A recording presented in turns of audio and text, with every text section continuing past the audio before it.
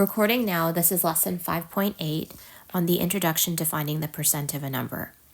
Before watching the recording, please make sure that you have the 5.8 worksheet in front of you, along with a pencil, a highlighter, perhaps different colored pens, and a ruler. So if you need to get those items, pause the recording and do so right now. I am going to continue. So this focus for the lesson will be on finding the percent of any number. So we'll go over the overall strategy of finding the percent of any number that can be applied to all numbers, but we'll also go through some shortcuts, which are essentially some tips and tricks on finding the percent of a number in different ways using our benchmark percents, but just thinking of the deeper meaning of percent of a number. So looking at the connections between the percent and the equivalent fraction in lowest terms. So before we do any of that, let's review our benchmark percents, okay? So I'm just going to read to you what I have highlighted at the top in this box here. So to figure out the percent of any number, and this can be applied to all numbers, you first want to always estimate the percent of the number using your benchmark percents. So you can see I have the benchmark percents listed here, and this was reviewed with you in a previous lesson. And then you're going to calculate the percent of a number by converting the percent into a decimal, and then you multiply it by the whole. So take your ruler and draw out a number line like this and make sure it spans the width of the box. So on your left-hand side, far left-hand side, 0%, and then 100% here. So think to yourself, what's halfway between 0 and 100? And again, if you need to pause the recording to catch up, please do so right now. Between 0 and 100, I'm going to put 50, and then think what percent is halfway between 0 and 50. I know that's 25. And then what percent is halfway between 50 and 100? I know that's 75%. In a different color, I'm going to write above each percent the equivalent fraction in lowest terms. Remember that percent means per 100, which means whatever the percent is, you can automatically put it as a fraction over 100, but I'm automatically going to put it into lowest terms. So I'll just review that with 25% here. So I know that 25% as a fraction over 100 is 25 over 100.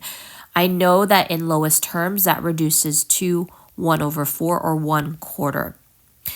50% is 1/2 in lowest terms, and 75% is 3 over 4 in lowest terms. Now notice that we also have 33% and 66% listed as benchmark percents. So I'm going to also put that on the number line too. So let's say 33% is about, I would say about here. Let's put 33% there. As a fraction in lowest terms, it's about 1 over 3, because really 1 over 3 is a repeating decimal, 3/10 repeating, which is about 33%. Let's do the corresponding one, 66%. 66%, let's say, is about here, 66%. Now, as a fraction in lowest terms, it's doubled what 1/3 is, so it's 2 over 3. 2/3 or 2 over 3 produces a repeating decimal, which is 6/10 repeating, closer to 67, but let's call it 66. The other benchmark percents that you should include, I would suggest, is 10%. 10% as a fraction in lowest terms is 1 over 10. And then the other one would be 20%. This is not super accurate, but that's okay. 20%, which is about, no, actually not about, exactly 1/5 or 1 over 5. So those are your benchmark percents right there. So let's go through the first question or the first example. Okay, so in the example we have below here, we've got find 40% of 300. So I always encourage you estimate it first so that you have a benchmark as to what to base your actual calculation on. So think to yourself, if you're estimating, I would always go back to the benchmark percents here. If you're trying to find 40% of 300, what would be a good estimate that you can do in your head, okay? So I would actually choose 50%. Even though 33% might be closer, I'm going to choose 50%. Although, like I said, you could do 33% or a third. So what I'm going to use as my estimate is find 50% of 300, which I know all I'm doing in my head is I'm looking at taking a half of 300, which is 150. Okay. So find 50% of 300. 50% of 300 is 150 because it's equivalent, 50% is equivalent to 1/2, okay? So then you think, okay, my actual calculation, if I'm finding 40%, if 50% is 150, then 40%, if 50% of 300 is 150, then 40% of 300 has to be below 150.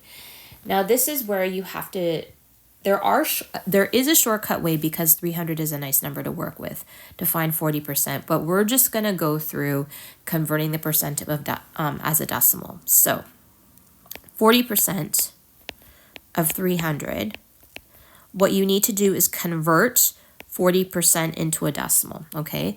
So that's going to be 4/10 times 300. All right.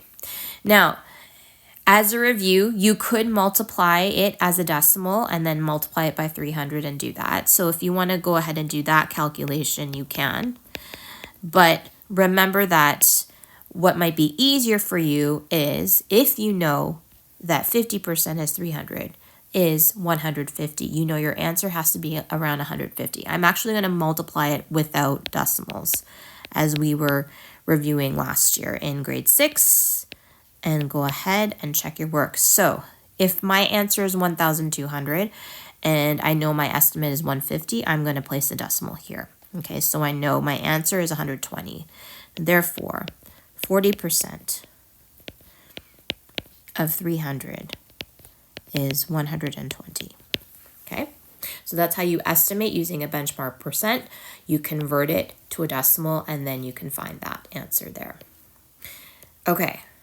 Shortcuts. So let's go to the next page. We're not going to do this in order. I actually want you to jump ahead to 50%, okay? 50% of a number. If you look here at the example that is given below, we've got 50% of 95, okay? Now, again, with 50%, essentially what you're doing is you're finding half of the number, or you divide the number by 2. What I mean by the number is the whole, okay? Because 50% means half. Now, you can do the calculation if you want to. You do whatever works for you. So if I know, okay, so I know that 50% of 95, I know that 50% of 90 is about 45. So I know my answer is going to be in the 40s. And that's my estimate. So I know that's where my estimate's going to be. So that's how you think if your answer is reasonable or not. So again, if you want to pause the recording and do the division, go ahead and do so. But I'm going to go and continue. Okay, 7, 14, 1, bring down the 0. Okay, so that I know that 50% of 95 is 47.5. Okay.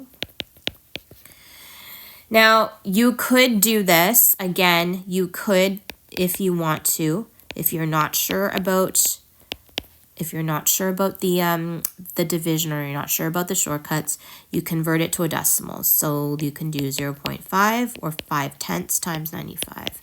You would get the same thing, 95 times 5, 25, 47. It's not 475. I know my answer is going to be 47.5. So that's 50%. Okay. Now, let's go back to 10% of 176. Okay, 10% of 176. To find 10% of a number. Again, you can always just convert it to a decimal, but we're going to look at the shortcut. Finding 10% of a number is like taking 1/10 of a number, or you're essentially dividing the number by 10. And finding 10% of a number is a very short way of doing it in your head, is you take 1/10 of it. So when you find 10% of 176, remember that with any whole numbers, there is always a decimal point at the very end. Whenever you're dividing a number by 10, because our whole number system is based on tens, all you need to do is you need to move the decimal place over to the left by 1, okay? So your answer is 10% of 176 is 17.6. Okay, because all you do is you move the decimal place to the left by 1, okay? Now again, same thing. You can, if you want to multiply it by 1/10, go ahead. So again, you can do 1/10 times 176, but save yourself the work by just moving the decimal place to the one spot to the left. So if we did this, 176 times 1 essentially, really, you're just doing that, okay? So try to learn the shortcuts. Again, you move the decimal point over to the left by 1, okay? I'm going to pause here and do part 2 next.